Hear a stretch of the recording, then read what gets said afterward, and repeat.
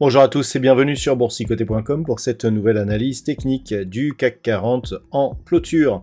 Avec une séance qui a confirmé donc la zone des 8145 points ici, restait une zone de support puisqu'après une ouverture en hausse, on est venu tester ce niveau avant de repartir ici donc à l'assaut de la partie supérieure de cette zone de range pour au final clôturer à 8184,75. Le CAC 40 gagne ce soir 0,41% par rapport à la clôture de la séance précédente. Au niveau des indicateurs techniques, c'est toujours très partagé. On a des histogrammes du MACD qui évoluent toujours dans une dynamique baissière. On a un RSI qui reste pour l'instant dans sa zone de surachat et des volumes toujours inférieurs à la moyenne. Donc cela, je dirais, va dans le sens d'une consolidation horizontale, c'est-à-dire que suite à l'arrêt ici de la dynamique directionnelle, on évolue quasiment à l'horizontale et donc sur des volumes inférieurs, ce qui valide plutôt la probabilité d'une reprise de la dynamique haussière qui se ferait par une rupture ici de la zone des 8215 points.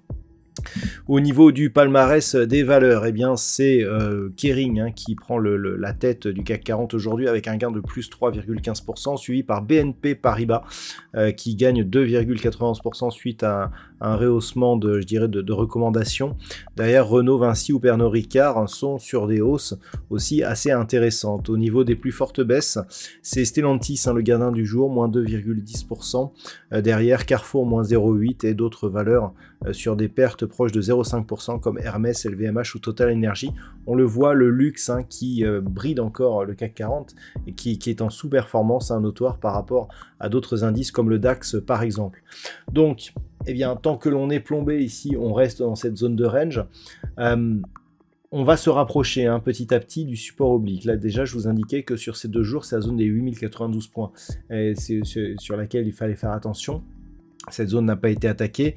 On pourrait même penser ici que le point bas d'hier est quasiment dans l'épaisseur du trait, tant la projection ici peut manquer de fiabilité puisque ces 2 points ici sont relativement éloignés. On peut voir ici que si on déplace par exemple ce point bas, on vient attaquer la zone, donc il suffit de peu de choses.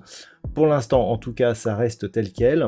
On valide donc le fait que l'on poursuit à l'intérieur d'un trend haussier. On le voit, la moyenne mobile 20 exponentielle est juste en dessous. Donc clairement, tout reste positif malgré ce mouvement horizontal qui dure depuis désormais plusieurs jours. Les niveaux d'alerte viendraient ici d'une cassure donc de cette zone des 8092 points. Puisque ça équivaudrait donc à une cassure donc de la zone horizontale bien sûr, mais surtout des moyennes mobiles, et accélération ici sous cassure de cette zone des 7990 points. Les points de retournement sont sur la cassure de ce support ici à 7915 points. Bien sûr, si on casse ici à la hausse la zone des 8215 points, on valide donc la poursuite du mouvement avec donc inscription de nouveaux plus hauts significatifs.